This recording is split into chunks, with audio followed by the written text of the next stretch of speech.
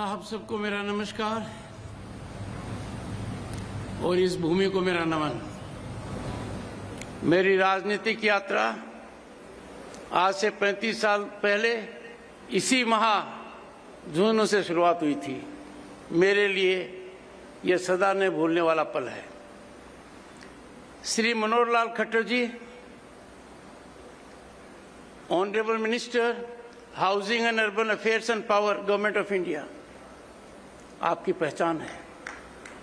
आपकी एक पहचान है पारदर्शी, उत्तरदायी शासन। 10 साल के मुख्यमंत्री काल में एक अमिट छाप छोड़ी। नौकरी के मामले में एक ही रास्ता था इनको कि योग्यता के आधार पर घर पर सोते हुए बच्चे को पता लगता था कि उसकी नियुक्ति हो गई है। यह बड़ा परिवर्तन transparency and accountability in governance को एग्जेम्पलीफाई करता है। आप जैसा व्यक्ति जो प्रशासन में स्वच्छता ला सकता है, इस विभाग में आप क्या करेंगे मैं अंदाजा लगा सकता हूं। यह पखवाड़ा एक दशक के बाद बहुत महत्वपूर्ण बात है। Shri Avinash Gehlot ji, honourable minister of social justice and empowerment, government of Rajasthan, जुझारू आदमी है। याद रखते हैं कि मैं इनसे कितनी बार मिला।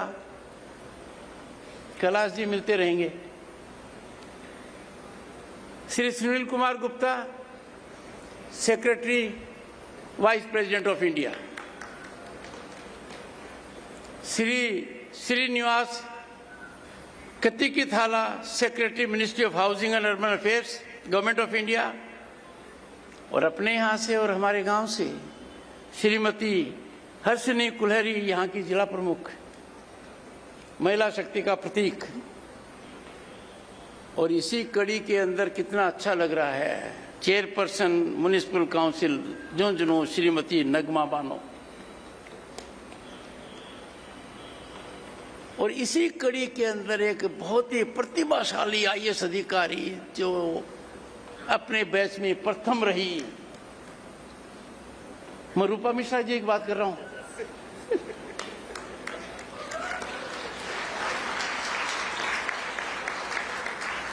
मैंने कड़ी को थोड़ा तोड़ा ताकि तीनों बालिकाओं का नाम एक साथ आ जाए। Shri Rajesh Kumar Yadav, principal secretary local self government, government of Rajasthan.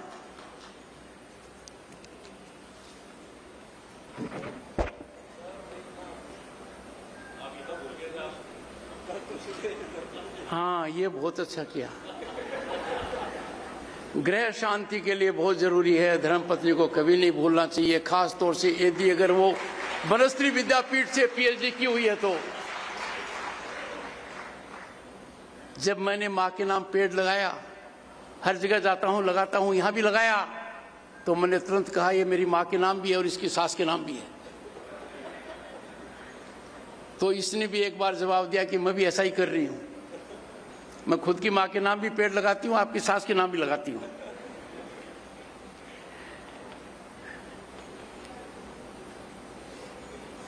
ये राष्ट्रीय अभियान की शुरुआत है, बहुत बड़े अभियान की शुरुआत है। स्वच्छता ही सेवा 2024, इसकी शुरुआत झुंझुनू की भूमि से हो रही है। पूरा देश अपने को आज देख रहा है। मैं मिट्टी को नमन करता हूं और यही मिट्टी है जिसने मेरी राजनीतिक यात्रा की शुरुआत की जब 1989 में मैं लोकसभा का सदस्य बना। मनोहर लाल जी, कितना अच्छा संयोग है, आज विश्वकर्मा पूजा भी हम मना रहे हैं। 2 संगम हो गए और तीसरा बड़ा संगम हो गया।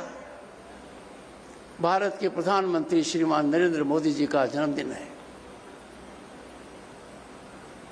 नरेंद्र मोदी जी ने देश में जो कार्य किया है उसमें आज के दिन भी एक बहुत बड़ा योगदान है, शुरुआत उन्होंने की है। 15 अगस्त 2014 को लाल किले के प्राचीर से जन भागीदारी का आह्वान स्वच्छता के लिए किया गया।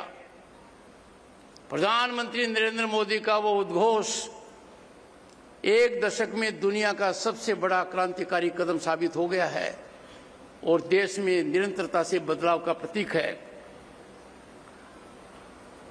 इस दशक के दौरान इस अभियान की वजह से, प्रधानमंत्री की शुरुआत की वजह से लोगों की मानसिकता में क्रांतिकारी और व्यापक परिवर्तन आया है।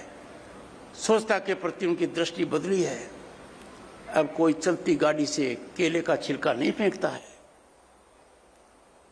अब कोई सड़क के ऊपर रद्दी फेंकते हुए 4 बार सोचता है। पहले ऐसा कभी नहीं था। स्वच्छता हमारे दैनिक शैली का अंग बन रही है और यह परिवर्तन हमें एक बहुत बड़ा आयाम भी देता है। हम महात्मा गांधी के उस महान सपने को मूर्त रूप दे रहे हैं। जिस कार्य की शुरुआत की गई वो सब साधुवाद के पात्र हैं। स्वच्छ भारत मिशन सरकारी कार्यक्रम नहीं है, सरकारी कार्यक्रम से बहुत आगे है। यह सम्मानजनक जीवन का, भारत के दुनिया में एक महकती हुई सुगंध फैले, उसका प्रतीक है, उसका स्रोत है। जो व्यवहार परिवर्तन के लिए आह्वान किया गया था उसके कई आयाम हो गए, सामाजिक हो गए, आर्थिक हो गए। परिवर्तन आर्थिक जगत में आ गया, सामाजिक व्यवहार में आ गया, हमारी दिनचर्या के अंदर काफी सुधार आ गया। स्वास्थ्य पर इसका सबसे ज्यादा असर पड़ा है। गंदगी बीमारी की जननी है। जब गंदगी को हम दूर करते हैं और स्वास्थ्य की ओर बढ़ते हैं तभी वो सब ठीक होता है और ये स्वच्छता के माध्यम से ही होता है। ये देश में हो रहा है और इसका असर आम आदमी की आर्थिक व्यवस्था पर भी पड़ रहा है। जब स्वच्छता की वजह से बीमारी भगती है, जो गंदगी की वजह से हमारे यहाँ रहती है, तो अर्थव्यवस्था भी आम आदमी की ठीक होती है। पर 140 करोड़ के देश में और शुरुआत में 130 करोड़ के देश में कोई सोच भी नहीं सकता था, दिल दहक जाता था कि हर घर में टॉयलेट, इतने विशाल देश में शौचालय हर घर में हो, ये तो कल्पना से परे है। पर 15 अगस्त 2014 को प्रधानमंत्री जी ने ठान ली, और ठान भी ऐसी ली कि आज के दिन, जैसा माननीय मंत्री मनोहर लाल खट्टर जी ने बताया, 12 करोड़ शौचालय जमीनी हकीकत है। आपने आंकड़ों से बताया कि ग्रामीण और शहरी वर्ग के अंदर ओडीएफ का स्टेटस क्या है। ये बदलाव साधारण बदलाव नहीं है, ये बदलाव हमारे देश की प्रगति में भी एक बहुत बड़ा मील का पत्थर बन रहा है।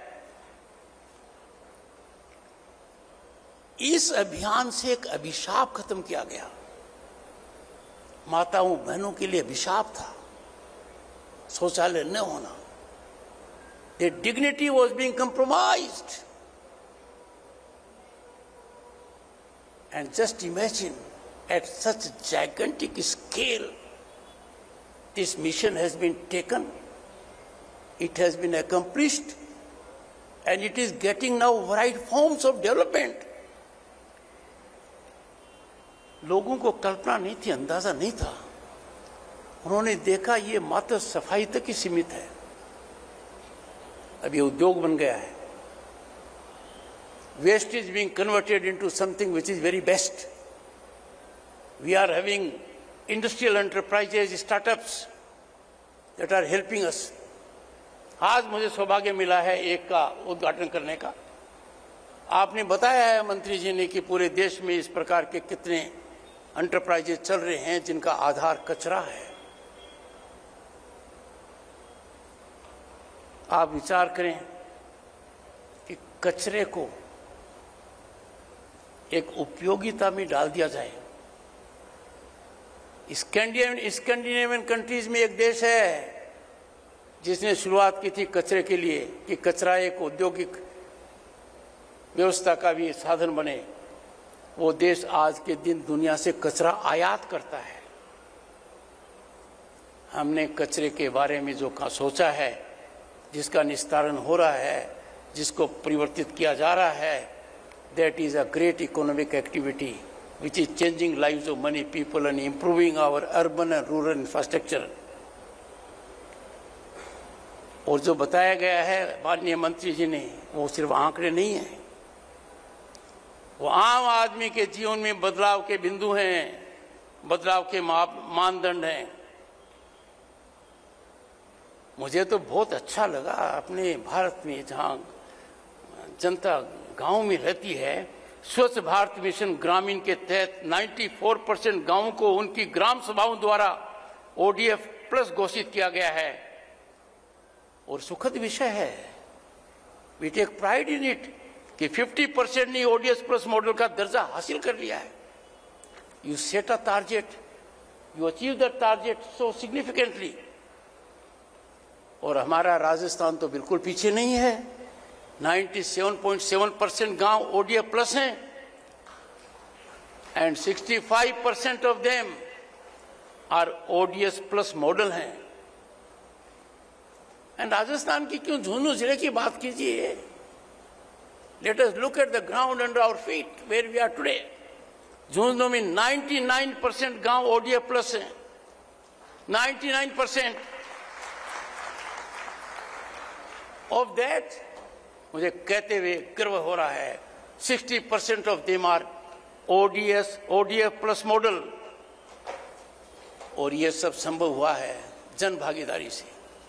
ये संभव हुआ है कि जो 15 अगस्त 2014 को उद्घोष हुआ था, वो जन आंदोलन बन चुका है। वो जन आंदोलन ने इतना बड़ा परिवर्तन हमारे सामने रखा है। हमारे शहर पीछे नहीं है।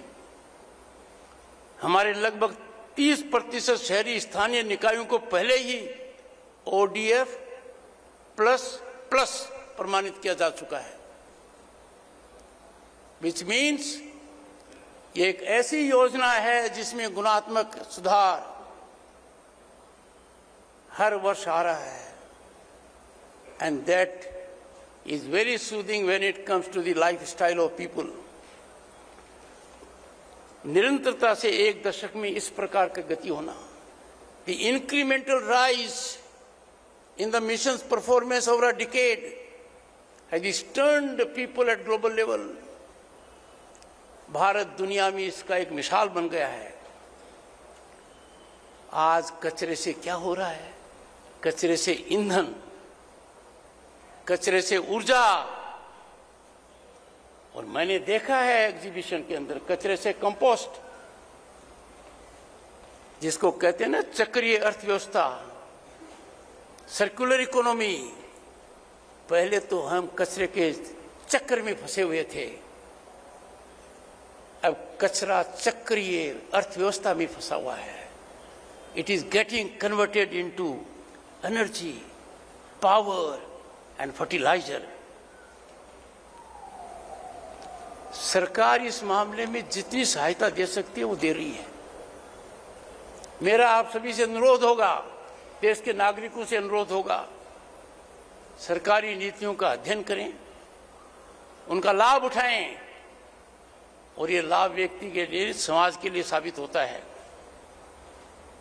एक और अच्छा कार्यक्रम आपने शुरुआत किया माननीय मंत्री जी, दैट्स रिमार्केबल, क्योंकि भारतीय प्रजातंत्र में सबसे ज्यादा स्टेक यदि किसी की है तो नवयुवकों की है। Our youth are the greatest stake holders in governance and democracy of this nation. और आपको प्रसन्नता होगी कि आज का भारत उत्थान पर है, आर्थिक दृष्टि से भी अन्यथा भी। The rise of Bharat is unstoppable, the rise is incremental. और तभी तो यह है कि दुनिया की संस्थाएं क्या कहती हैं, Bharat is hot spot, favorite destination of investment and opportunity। इसका एक कारण आपका स्वच्छता अभियान भी है।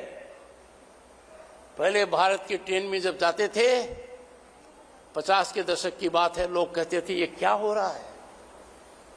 It used to be open shauchalay and now look where we have come. किसी भी परिस्थिति के अंदर आप देख लीजिए, भारत आज के दिन है वो अकल्पनीय प्रगति है, एक्सपोनेंशियल इंफ्रास्ट्रक्चरल राइज। दुनिया का कोई देश आज के दिन इतनी प्रगति नहीं कर रहा है, इस गति से प्रगति नहीं कर रहा है जो भारत कर रहा है। और उसमें स्वच्छता के प्रति हमारा ध्यान जो केंद्रित हो रहा है एकाग्रता से, that is giving us cutting edge. और आपने जो कार्यक्रम शुरुआत किया है, मेरा युवा भारत कार्यक्रम, 1.5 करोड़ युवाओं ने विकसित भारत के दृष्टिकोण में शामिल होने के लिए आगे बढ़े हैं। I urge the Honorable Minister, I urge all Vice Chancellors, all principals, all headmasters of all schools and colleges, they must inspire and motivate our young minds to get connected to this program. This will change their mindset, improve their commitment to nationalism, and our democracy will get cutting edge. It will blossom and prosper. मैं और अधिक युवाओं से एक कार्यक्रम है और अच्छा भी लगता है, अंग्रेजी का शब्द है और हिंदी का भी है, माई भारत स्वच्छ भारत। अब हिंदी में कहते हैं माई भारत, माई भारत स्वच्छ भारत शामिल हो, because they will be then warriors of change for the better, change for the better for themselves and for the society at large. स्वच्छ भारत मिशन महिला सशक्तिकरण और आजीविका सर्जन का एक शक्तिशाली साधन भी बन गया है। गंदगी की मार सबसे ज्यादा अपनी माताओं बहनों पर पड़ती थी, वो तो शुरू से ही स्वच्छता के पक्ष में थी। अब बहुत अच्छा है कि पूरा समाज स्वच्छता के प्रति नतमस्तक हो रहा है। इससे एक नया ग्रुप डेवलप हुआ है। In the country at the moment we have 10,000 self-help groups जो इस मिशन से अपनी आजीविका कमा रहे हैं। नारी शक्ति is getting new cutting edge in economic development and self-sustainability. और मेरा मन तो बहुत गदगद हो गया। हमने नाम सुना था United Nations, but when I noticed Shrimati Neeru Yadav, a sarpanch from लंबी अहीर ग्राम panchayat in Jhunjhunu, she became our ambassador. She led the delegation to United Nations. Her story, her journey is a saga of success and commitment to Swachh Bharat. From this platform, I invite her to visit Indian Parliament as my guest, so that the message is loud and clear to all that we have to salute them and we have to respect them.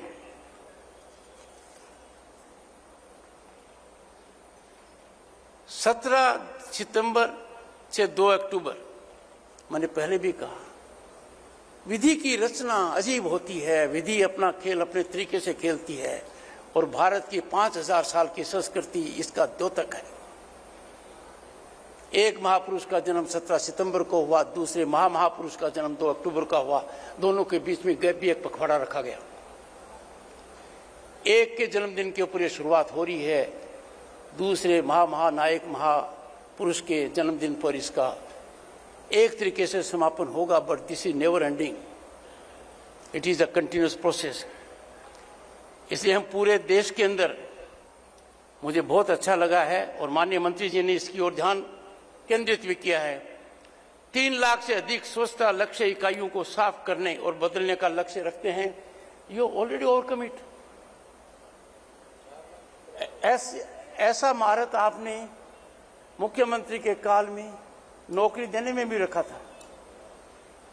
जैसे स्वच्छता एक जटिल थी कि हम स्वच्छता कैसे रख सकते हैं, शौचालय कैसे कर सकते हैं, जनसंख्या इतनी ज्यादा है, ये सोचना क्या व्यवहारिक है, ऐसा ख्याल लोगों के मन में 2014 में आया था।